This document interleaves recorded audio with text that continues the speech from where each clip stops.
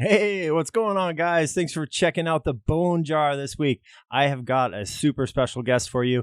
Colby Curtola is hanging out with us the next half hour, for I don't know, however long he wants to hang out with us for. He's here tonight at the Bone Jar. Hold on, he's coming.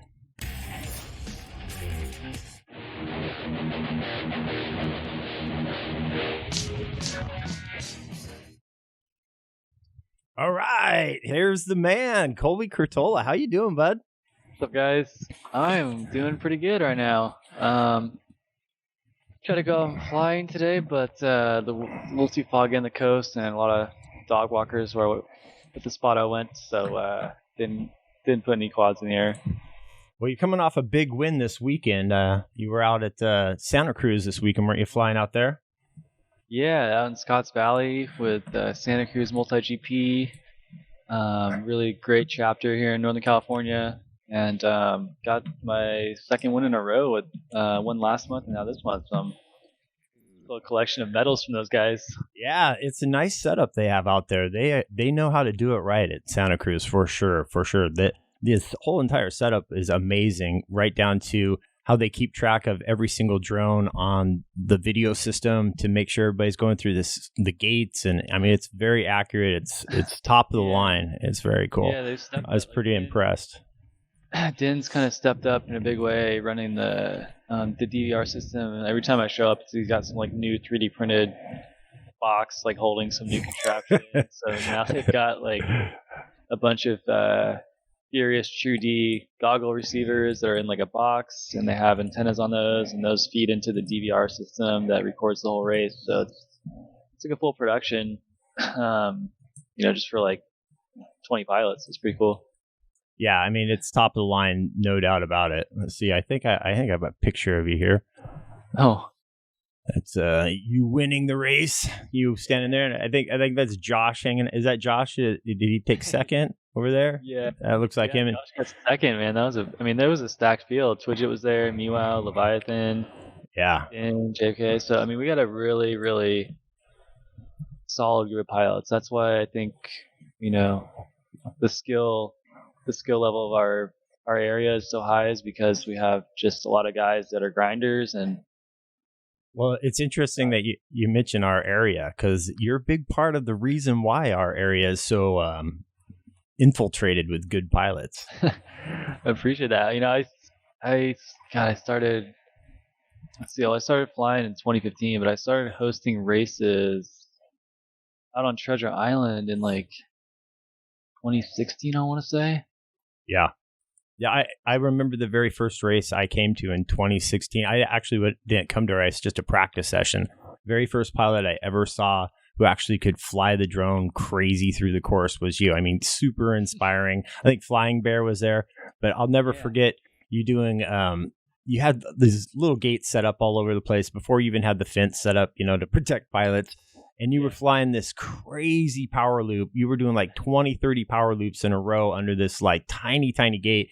And my friend and I were just, our jaws were dropped. We're like, that's incredible. Like, how, if we ever get half that good, we've arrived. But tell me, let's rewind. How did you get into FPV droning in the very first day that you thought, this might be a good idea? Take us back. So my roommate, drone doctor Alex, he had he was into like RC planes growing up. We grew up together. I never got into it with him, but I was into RC cars, and not like hardcore, not racing or anything. Just kind of like took to the beach every once in a while. They always broke, and I just didn't know how to fix them back then. But he came home one day with a TBS. What's that thing called? Oh my god. It's like the first long range, like the big, like 10-inch props. What's that thing called? Maybe the chat can help us out. But anyways, he came up with that, and that had FPV on it, and it was running like UHF on it. So it was like a long range rig. And so we started filming with that. And it was cool, it was like, stabilized, had GPS, had a GoPro on it with a gimbal. So we started shooting stuff with that. And then that kind of led us to look we just started watching like YouTube videos on like drones and like we saw like Team Black Sheep videos on like FPV drones and like videos of guys racing through like the woods. Yep. Everyone says the same video. It's that video. Yep. He started flying at the same time that I did. Yep. Yeah, these French guys in the forest. Like that's the video that, and obviously like Sharpoo was a big influence. He was a Bay Area guy. Yeah, so we started. We built the ZMR 250. The knockoff, I actually had it's funny. The ZMR 250 is a knockoff of the Blackout 220. So I had a knockoff of a knockoff, which is pretty funny. So that was my first drone. We started going out to Golden Gate Park before drones were even, on the radar of government, and it wasn't illegal. We started just flying around in horizon mode. Eventually, we started doing rate mode, is what it was called back in the day. Mm-hmm. So we started flying in rate mode, and then we started building gates out of like pool noodles and PVC. Right. And then started, racing out in Treasure Island like pretty regularly, like a couple times a week. So you kind of spearheaded that group. You and a couple other guys were kind of the foundation for getting San Francisco, up and running, really. I mean, the whole Treasure Island thing was incredible. Is that still going out there, or what's going on out there? So like I used to I worked for Skycatch, which was like a drone mapping company in like 2017. And I would host races there and meetups after work, so I'd be out there flying all day. And then probably in like 2018, they started kind of shutting it down because that's when they started planning to. Because if people don't know, Treasure Island's being like completely torn down, and they're turning it into like a new like kind of Brooklyn. Right. They're going to turn it into like high rise and like parks, and it's going to be a huge, the biggest like construction project probably ever in the Bay Area. So now it's like all shut down. Like the place we used to fly is all blocked off by like shipping containers, and like there's security rolling around yelling at you. Right. So you can still go out there and fly, but there's nowhere to. If you put gates up, they'll yell at you. So that's no more. Yeah. So now we fly out of Baylands and Sunnyvale and like Santa Cruz. Well, you build drones and you design frames, and I mean you do all sorts of stuff. I mean, what got you into, like, you've been on the DRL, you've been on the DR1, you've been on national TV flying. I mean, how do you just jump into that? I mean, you've got so much going on in there between just picking up a drone to, hey, I'm going to be on TV next week. I mean, it was so when I started racing, there weren't a lot of us out there. Mm-hmm. And there, it was pretty, it wasn't easy to get to the top, but there's a lot less pilots to compete with. So that's kind of, I just had a head start on people. I think that's how I think you're being pretty modest, but yeah. I mean, but I mean, no, I grinded. And I loved it, and I had a gaming background, so I was a big gamer. So that helped me with like a little bit of head start. But I just got addicted to it and just flew like every day I could. And that was. How'd you get involved in Velocidrone? Where did that come from? Velocidrone, I found it. It was in 2018 is when I first started using it, and that was about the time that I was doing like the DRL tryout. Mm-hmm. That was like a very popular thing. So I did the tryouts in 2017, and in 2018 I was like one of the top qualifiers, and they invited me to either go to the sim tournament, which was gonna be like a 24 pilot tournament, or they said I could come to a wild card race in person and race against like 7 other guys. Flying Bear was one of them. Mm-hmm. So I took the real life race. Probably kind of regret that now, but it was super fun. I think I had a better chance of winning the sim race. But after that, I discovered Velocidrone and said, "Holy crap! This feels way more like the quad I fly every day." Mm-hmm. And the community seemed really active. And I was flying liftoff a little bit, but the community was not really there. So yeah, I just kind of, I think what happened is that I wasn't able to host races in San Francisco, so I kind of started hosting races in the sim. Mm-hmm. Yeah, it's definitely taken off. I mean, it's one of the hottest things out there right now, flying drones. I think combat mode is like the new greatest thing. I mean, that's like foot pedals. Like that changes the game. You know, it's incredible. Talk me through. Are you a combat pilot? You like that? Yeah. What's your favorite deal on this thing? Right now it's definitely combat. It's Mm-hmm. just like it's hard to get the word out about it. I think so. The user base has been kind of small. Well, give us the concept. So if nobody's ever heard of it before, talk to us about it. If you're Okay. flying in the DRL all the time, what is this combat stuff you're talking about? So like, I mean, we've all thought about, I'm sure, like putting a gun on a drone or like a laser system or like ball gun. A pretend one. Yeah, Right. And we've seen these tiny whip combat systems that have come out.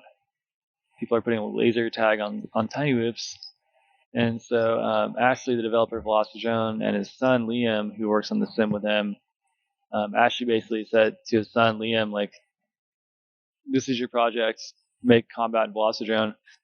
So what it is basically there's a new drone that we developed. Ashley and the team, the beta testers, the pilot, and that's one of the best things about Velocidrone is that the developers are like really in tune with the racing community. I feel like other sims, it's kind of like a separate entity. Mm-hmm. Velocidrone feels like it's like the pilot sim, And so like we tested different drones. We tested an X-class drone with combat. It was too fast. We tested a tiny whoop, but it was too small to see. So we ended up with is like a beast class size drone with 13-inch props that has a 2S powertrain. So it's pretty interesting. It's a big drone, Right. but it flies like a 2S. Mm. So top speed's like 50 miles an hour, 55. It handles great. You can whip it around, but it doesn't. It's definitely not fast. Mm-hmm. And so what we have is basically a combat drone with a turret on the top, and the turret is basically aligned with the camera angle, and you have a crosshair on the screen. And we have these maps that myself, Lepro, and Grower, a few other guys have built, and they're like insane combat maps. We've basically been, it's pretty cool. We've been like figuring out the game as we go along by like building maps and like, oh, this doesn't work. So like we're basically like creating like a new genre of gaming. So the way it works is you have different game modes. You have like deathmatch, team deathmatch. You have capture the flag, King of the Hill. So all these familiar first-person shooter game modes. And what you have on the map are these power-ups. So the power-ups are like different weapons. So like some weapons are more powerful but shoot slower. Some have less power but have a higher fire rate. There's shields. There's like speed boosts. And we're working on new stuff all the time. Basically, it's like a team. It's like a team sport in the sim. It's like really, really competitive. It's like insane. Like it gets pretty heated in some of these matches. Sure. Yeah, so you can do like up to 5-on-5. So you can have 10 players playing at once. We've had some tournaments that have been really successful, but we're definitely trying to get more people interested in it and just get the word out.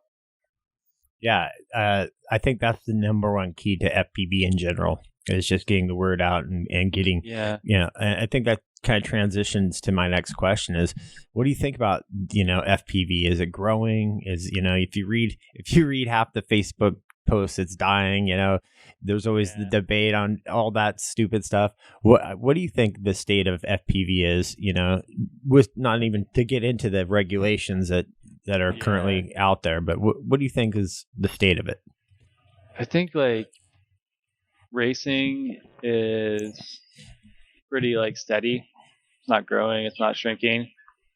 But like I think like freestyle and cinematic stuff is exploding right now.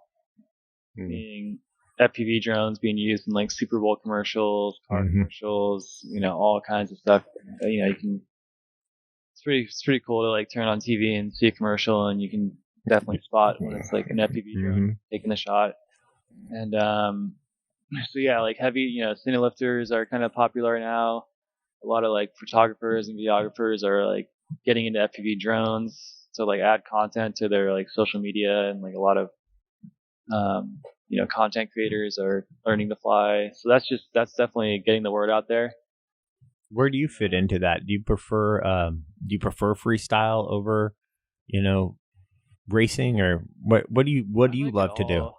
I mean, I, I think I have more fun just going out and like freestyle, like not freestyle, but just cruising around, I guess freestyling. And I'm really enjoying working on my heavy lifts, like cinematic rig right now. I just bought like a really nice 6K camera, so that's like my new project. awesome. But racing is such a grind, Mm-hmm. and I've been doing it for so long now. Mm. And just like maintaining your fleet, and it's a grind, but like I still love it, and like the wins are still just as satisfying. Mm. But it's exhausting sometimes. Do you have any tips for guys who are just getting into the racing? I mean, you mentioned your fleet and maintaining it. Talk to us about how that kind of works. Yeah, I mean, so what I would suggest people do is, pick a frame that you like, and figure out the components. And there's so many people that are willing to help and need advice, but all this stuff right now is like pretty standard and generally works pretty well. All the stacks and motors, you can't really go wrong.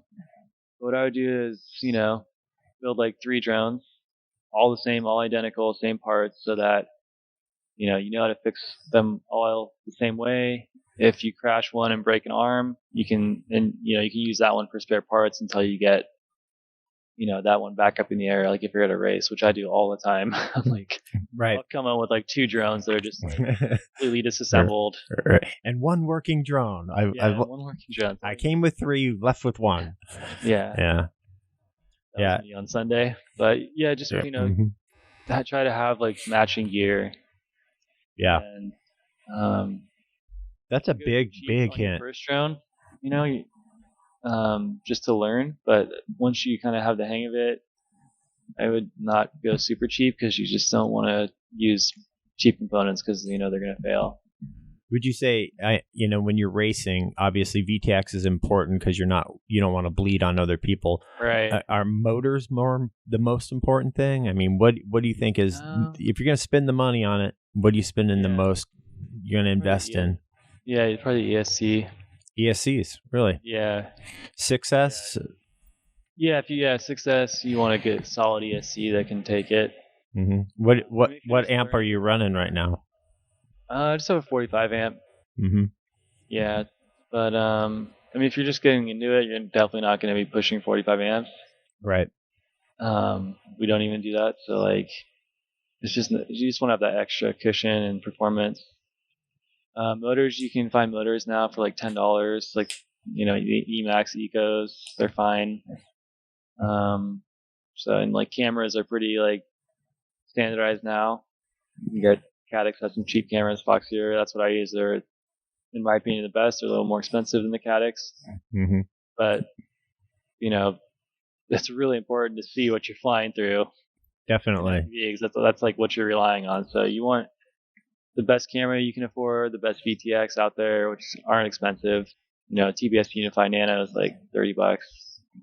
Pretty much standard. Antenna, yeah, good antenna, and a capacitor on your ESC, so to reduce the noise from your camera and VTX, and good goggles, and you're good to go. So with racing, a lot of guys love the digital, and it's so awesome. It's so easy to see. With racing, because of proximity, you're so close, and bleed over effect. Do you see yourself switching over to digital anytime soon when you're racing, or do you think it's an analog game? I think. I mean, I know Ashley with Velocidrone's been flying the Shark Bite or the Bite Frost. I can't. The naming is like weird, but he's said that's promising. I could not for 5-inch racing. I wouldn't race with DJI. It's just the latency is too much. But for X class racing, it's fine because we're not doing like really fast movement. Generally the courses are open. big gates, just turning around flags, so it's totally fine and it's really nice. But yeah, I think for 5-inch this year is going to be analog still. Maybe next year we'll see digital taking over.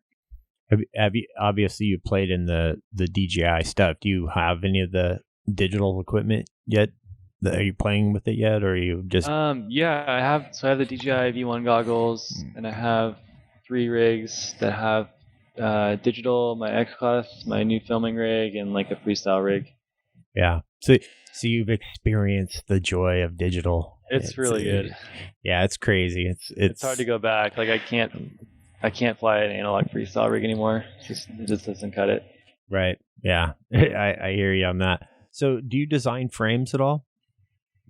I don't personally do the CAD work, but I'm learning CAD. But I do work with my good friend Larry at Falcon Motors, and we kind of designed some frames together. The OSA, which is my racing frame right now, they're just coming back in stock, but hopefully this week. Mm-hmm. And the Celevo was before that. That was my first race frame design with, actually my second, but that was my first box frame design with him. My first racing frame that I designed with him was the Raggio Veloce, which was a top mount frame.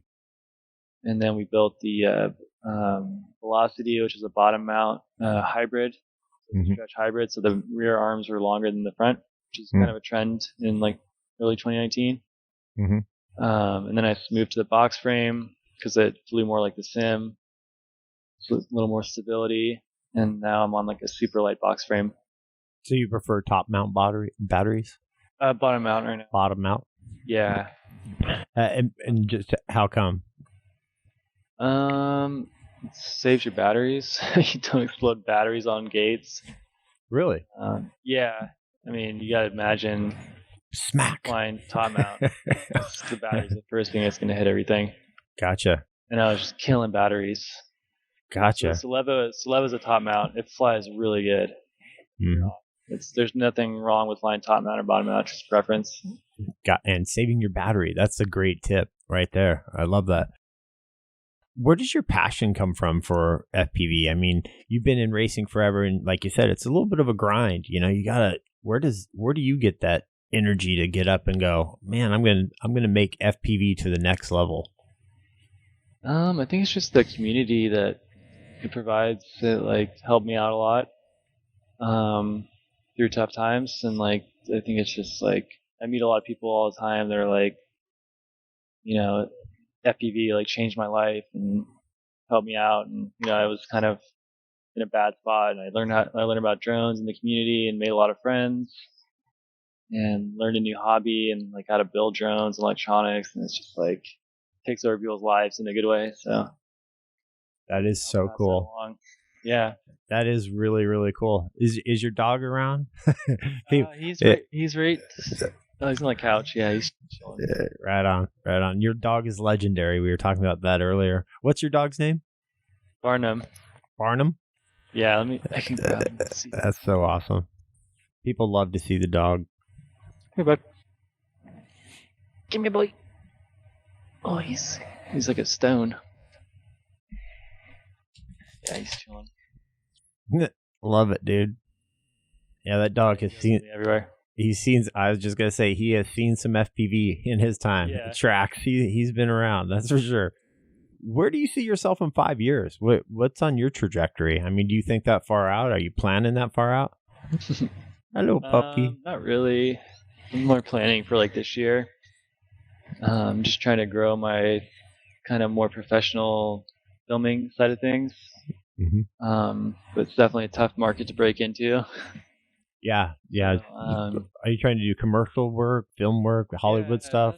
I've done a couple commercials now, but like it's I haven't gotten any opportunities in like a couple months, so it's definitely a process, like getting connected and like meeting the producers and. Well, dude, now that you've been on the Bone Jar, things are gonna start opening up for you, dude. You're gonna be surprised that phone's gonna start ringing tomorrow. You're gonna be like, damn, best career decision I ever made. So where do you? I mean that's my focus basically is building a reel right now, and just spamming inboxes with like Do you need FPV footage kind of stuff? Like, Yeah, guerrilla marketing 101. exactly, You yeah. got to do it yourself. You're going to represent yourself better than anyone else for Yeah. sure. And just spreading that word out there. And I think you're right. Half the time, people don't know that they needed the footage until you knock on their door and say, "Hey, look what's possible." Yeah. I love it. I love it. So, where do you see FPV in 5 years? With the regulations that FAA is kind of tightening down, and it's Yeah. do you see the drone police coming out of the woodwork? Not really. Yeah, it's too hard to They enforce. don't have the budget. Yeah, right. Or the know-how or the manpower, all that stuff. I mean, yeah, they're just, I don't know. It doesn't really bother me, to be honest. I Yeah, don't think the racing in the U.S. is on the radar. right. I can't imagine someone rolling up to our race in Santa Cruz and like shutting us down because we don't have trackers on our drones, Right. Knock But on like, wood. if you want to be Right. for like a race organization like Multi GP, they have to be, they have to worry about the legality of stuff. Yeah. And I haven't looked into it that much, honestly, the regulations, because I just really don't care. Right. I think a lot of I mean, people feel that way. I'm gonna wait to see what happens, what they come out with. You know, and I just, we'll see what happens Well, when it comes. yeah. I mean, there's nothing really we can do about it. That's for darn sure. I mean, I'll sign whatever petition you want to give me that says, Definitely sign petition. try and be involved for the protest, but like definitely supported that. But doesn't seem like it did much, unfortunately. Yeah, it's weird. You got to follow the money, and whoever is going to make the most amount of money from it seems to be the one that's making the laws. So it's kind of interesting. It's kind of interesting. Like the some of the regulations that I saw you could definitely see that it's geared toward the big companies deliveries, right? We're gonna see drones dropping stuff off like all over the place, like pretty soon, I think. But I don't know. I'm not too optimistic on the drone delivery stuff for like everyday use. Just because I can't imagine like some store worker at 7-Eleven like going outside and like hooking something to a drone for an order. Seems kind of weird to me. Right. But like I did work for a drone delivery company that was doing medical deliveries. So that like stuff like that's definitely is happening right now, and it's gonna keep growing. But yeah, like some of the regulations I saw, like now you can fly over people, you can fly at night.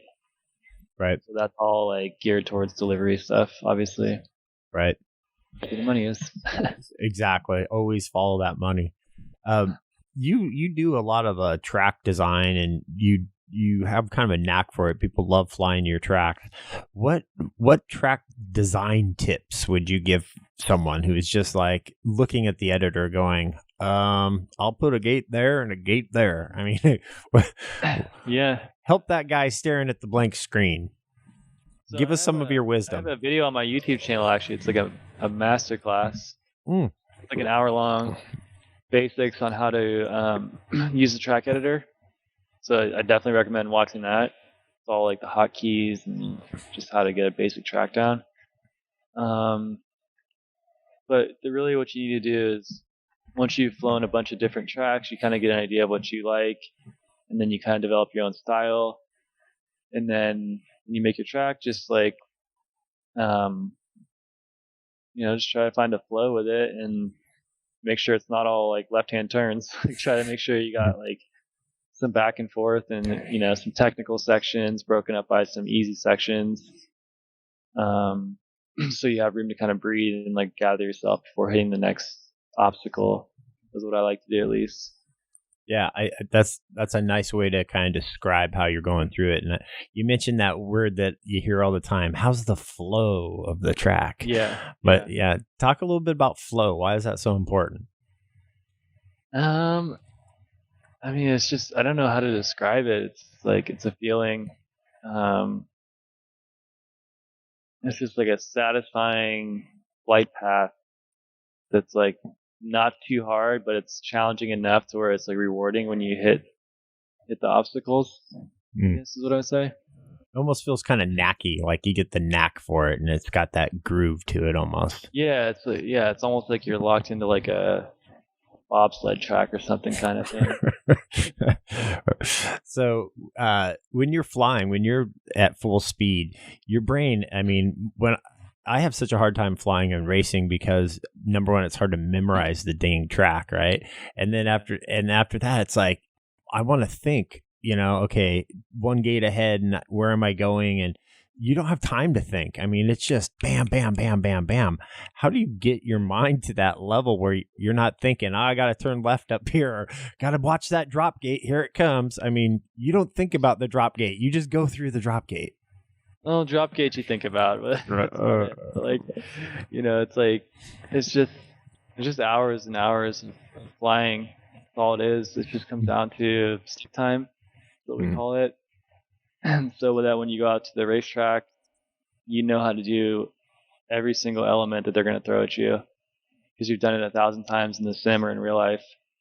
For me, like, I'm an older pilot. My reaction time's not as good. I have some vision problems, so like when I'm racing, it's kind of blurry. Wow. So like I rely on just my muscle memory. Mm-hmm. I've flown so many tracks that I can go out to a track and in like 2 runs have it down, and then kind of start building on, picking up speed in sections. But yeah, that's what separates like the pro guys from like the amateur guys. Like the ability to fly and like not think, just completely in the zone. You're not trying to remember like a certain tip that you heard or like some like thing that you're practicing. You literally are just in the flow state, like just flying, and there's like nothing going through your mind. Yeah. You're just listening to the sound of your motors and like the timer, and that's it. That's a good feeling, isn't it? It's hard to get that feeling anywhere else in life, isn't it? I mean, that's the addiction right there. Yeah. That's what attracts us to it. Yeah, that does sum it up beautifully. When I was out at the track on Sunday watching you guys fly, and you showed up, and you just hopped in some goggles, and you just had somebody walk you through the track a couple times, and then you got on with your sticks and said, "Hey, walk me through this," and 1 or 2 times through, you were able to kind of memorize that track. And I find that to be the hardest part, is memorizing. Yeah. Is there cues that you're thinking about? Are you like left, right, or like there's, it's the left, are you counting out turns? I mean, No. what's the secret to memorizing? Or give us a hint on how do you do that? I mean, like so Sunday's track, for example, right? You started off with a sweeper, which is like gates and a turn. So I've done a sweeper a million times, so I know how to do that. There's nothing to think about there. Mm-hmm. And then it went to like a ladder, right? With like a low gate underneath. So it's like ladder right, and then like a chicane, which is like a quick U-turn, then a right turn. And then I don't know. It's literally all it just comes down to is just having the hours on the sticks. It's like. So do you break it down by element, kind of how you said, like, okay, next element? Mm-hmm. Yeah, so like, I mean, there's definitely elements that you don't need to think about, right? Where you come up to a 4-flag slalom, it's straightforward, right? It's just like you just have to know where to enter it, right side or left side of the first flag, and then it's just like right, left, and then there's nothing really to think about there except you're turning. And I mean, and then after that you think about, okay, what's the next gate I have to hit? So for example, we had the triple ladder, right? Mm-hmm. And we came around after the split S and went up through the high gate and then turned into the dive gate. Before I was even hitting that high gate, I was already thinking about how I'm going to get into that dive gate fast, in a fast motion. So like I'm already thinking about the next gate. So I'm lining up the next gate by hitting the gate before it in the right spot. So you're not just, making a U-turn and flying through that gate like perfectly centered, right? Like straight through it. You're hitting it at the right angle so that you can swoop into that dive gate. That was a really tough angle. So, I was knife edging that gate so that I could line up for the dive gate instead of flying through it straight and then like swooping all the way around and losing time. It's almost like you're tying the two things together. Like it's You're not stuff separately, together. right? So that's like comes back to the flow where you're stringing stuff together, and then you have a little breathing room with like the sweeper. The sweeper wasn't really breathing room. That was really hard, but like pretty straightforward. You don't have to think much. You just have to keep it centered. And like you had that long straightaway in the backside where it's kind of okay, catch your breath. What do I have to do next?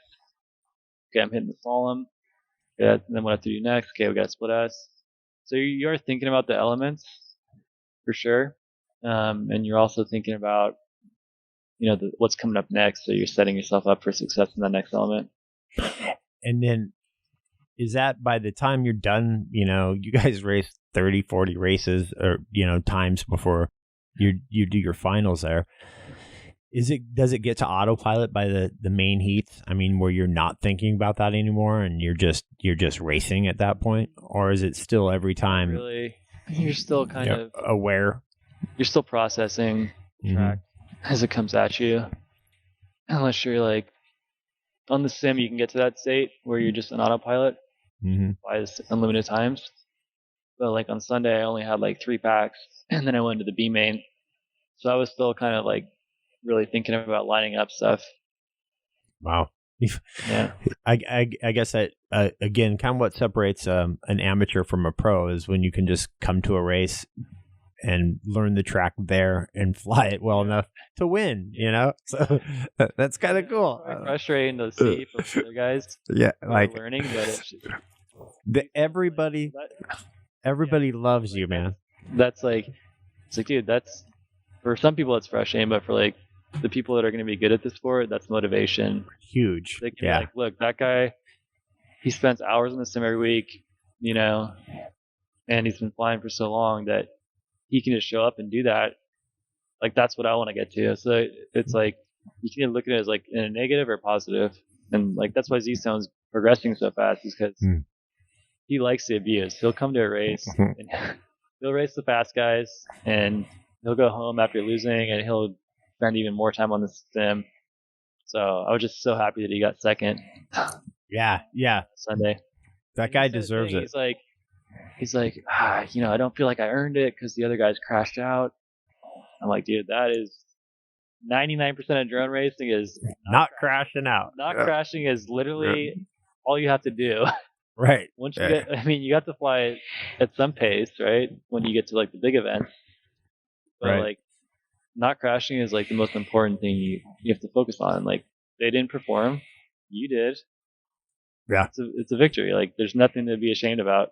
Yeah, totally. Even if your lap times were slower, it doesn't matter. Right. Because it's the pressure when your heart's beating and that timer's going off, 5 seconds and you're like in that it's a different game. That's what racing is. And it's not necessarily the fastest time. It's the guy who didn't crash, like you said. Yeah. I love it. Yeah, it's funny that you mentioned that because when you got to the race, everybody loves you so much. And when you got there, everybody was just like, oh, here comes the winner. Here's the guy that's going to win. Like, oh, he is showing up. He's going to win after all. It's like, okay, the battle for second begins, but it's cool. Levi was the favorite. He was setting down some hot laps. Yeah. Miwa was doing awesome too. I mean, everybody was hot that day. There was some great pilots there. You have a great crew. I think what's helped me a lot lately is I switched to TBS Tracer. So I'm on the 2.4 gigahertz radio link, and it's like super fast reaction time, really good link quality. So I'm running that on my Spectrum radio, and it's been a game changer for me for consistency. Yeah. When I saw you with that Spectrum, I'm like, what? I was shocked that you were flying Spectrum. I'm like, is that the secret? Like it's super old school. Like yeah. Now everyone's running. All the top racers are running Tracer or Ghost. Yeah, Ghost. They want to be competitive. Yeah, Corey's still on Spectrum receivers. He's having issues with Ghost, so I'm trying to get him on Tracer. Yeah. Well, yeah, you mentioned, Corey, Miwa, and all those guys. You have a pretty big crew there, the SPV group is like what, over 1,000 pilots in your multi GP chapter? Oh man, I don't know if it's that big. Um, Pretty big group of guys. It's like one of the biggest ones around for sure. yeah, I mean, like if you combine, yeah, I mean Santa Cruz MotoGP, but definitely the biggest in California. Santa Cruz and like Baylands are kind of the same thing. Mm-hmm. If you combine that with like 415 and like Sacramento, we definitely have probably the most pilots in the country, maybe besides like, I don't know, Florida or something. Yeah, it'd be tough to find another place that densely populated with pilots and good races. I mean, we're truly lucky to be in the Bay Area for sure. Yeah, speaking of that, we've got just want to give a shout out about the Cali Clash coming up in yes, end of April. It's going to be in Northern California finally. The last 2 times it's been in SoCal, so we're going to be doing it at home. NorCal is the defending champion 2 times, so we're going to have it on our home court. And it's going to be we're going to have spec racing with the 523 spec, and we're going to have 5-inch open racing, and we're also going to have X Class racing if the grass isn't too dry. Yeah, that's cool. X Class is kind of one of those things that's kind of up and coming, and I think one of the most exciting things to watch in person, for sure. Yeah, it was definitely like it was taking off. We were doing the races in Antioch at the racetrack. Then like COVID hit and they stopped racing. So yeah, it shut everything down. yeah, yeah. I think hopefully, I don't have a crystal ball. Hopefully, with some vaccines and some, who knows. Hopefully, things. I hear June it's going to get back to normal, but I've heard that I've heard every other month is going to get back. So who knows, right? Who's got a crystal ball? So still racing. Yeah, exactly. We're doing what we can. And everybody was very socially, distant and had very respectable on the race on Sunday. It was like everybody was very responsible outdoors, so it's about as safe as you can get. Yeah, and everybody's masked up. Yeah, yeah. What an awesome day that was. So, sponsors. Do you have sponsors? Yeah, I wouldn't be able to do it without them. That's for sure. Yeah. Who are your sponsors? Spectrum. I run Spectrum radios. I've been running them since 2018. Team Black Sheep. That's where I get my VTXs and my receivers now. Foxier. I run Foxier cameras. And potentially I'm going to be switching over to their ESCs and flight controller this season. T-Motor. I run their motors. And Falcon Multirotors is my frame sponsor. That's awesome. Yeah, I one of the the first questions that people ask when they get into FPV is always, how do you get sponsored? How do you, and it's always the same answer. You fly really good for a really long time. Yeah, you either like top 10, you make it to nationals, top 16. You'll probably get some sponsors out of that, or you just have good content, social media presence, and How much time a week do you spend on your social media presence?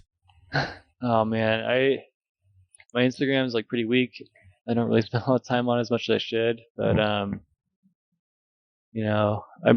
getting back into more edits on like my YouTube channel, like product reviews and stuff. So sometimes it's a little frustrating when you put a lot of time into a video and it doesn't get any traction. I just gotta keep grinding at it. Right. But yeah, I'm definitely trying to do more product review stuff. So I'm doing like documenting my heavy lift drone, the X8 cinematic stuff, documenting all that build to help people out. Yeah, that is awesome. By the way, that is a really cool project. Yeah. Doing like new prop testing. I got a Diatone 5-inch long range rig coming that I'm going to test with the ready to fly drone. So yeah, I'm trying to get the YouTube channel like kind of geared up a little more this year. Yeah. What do you consider your biggest success so far in FPV? The thing that you hang your hat on and go, dang, I can't believe I accomplished that. It's probably the DCL this season, the Drone Champions League sim race when we beat X Blades. Huge.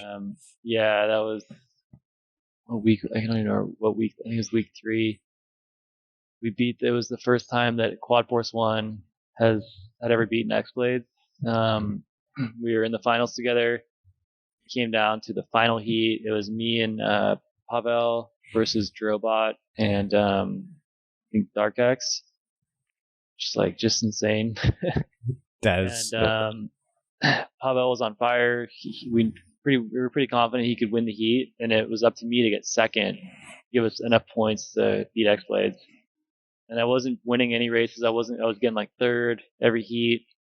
In the final heat, I just like pulled together and got second place, and we won. And it was just like pandemonium. It was insane. Yeah, that's awesome. So that was my racing highlight for sure. Like I've never celebrated like that before. That's cool. Congrats on that. So you obviously have the coolest job in the world. Like you kind of like get to do what you want to do with your life. Do you see that you would ever do anything different than this? I mean, is this your path? Yeah.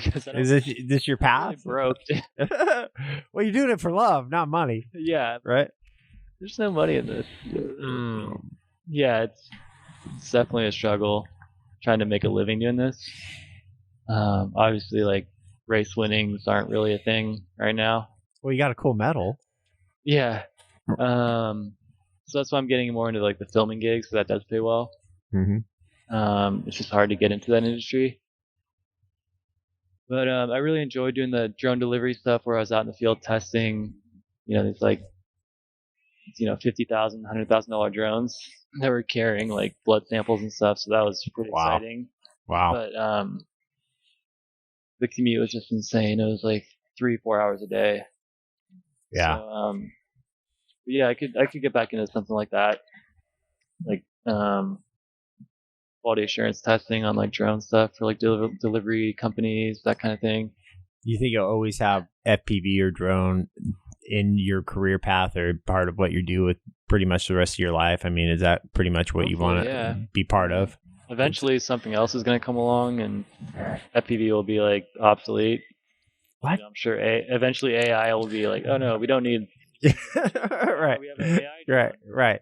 You use a controller with your hands? How barbaric. Yeah. So who's your favorite pilot? Oh geez. Race pilot, it's got to be Heads Up. Yeah, that guy's a beast. I mean, it's just like fastest pilot in the world. Yeah. Cool. He lets me spot for him at big events. I don't know why, but he always, can you spot for me? So I get his like co-pilot. Wow, that's cool. It's like he's on the flight line just talking smack while he's flying. It's just like he's so confident. Oh, I love it. And it's just like it's crazy to watch. That is cool. Favorite freestyle pilot? Oh man, I don't know. I have to think about that. Is there any pilot that you admire and go, man, I wish I could fly like that guy? I mean, you're like, no, I fly better than those guys. Are you kidding me? They wish they could fly like me. Everyone's got their own style. I mean, obviously, I wish I had the presence that Johnny FPV has. He's making a healthy living filming, so that's kind of what I aspire to be. Yeah. In terms of racing, obviously, Evan, Chief, he's a really solid pilot, really smooth. I love watching him race. He's a little bit older, so he's like kind of, it's a good target for me. Yeah, I have my own style, so I'm happy with that. Yeah, no, definitely. I think a lot of people emulate you for sure. I mean, a lot of people, you're kind of a benchmark that a lot of people, you're very modest about your flying. That's for sure. So how can we, the common people, how can we help FPV grow? How can we, just out there in the field flying, how can we make this sport bigger? Just like pass along the tips and tricks that you get from pilots that you got learned from, kind of pass, pay it forward and hand it down.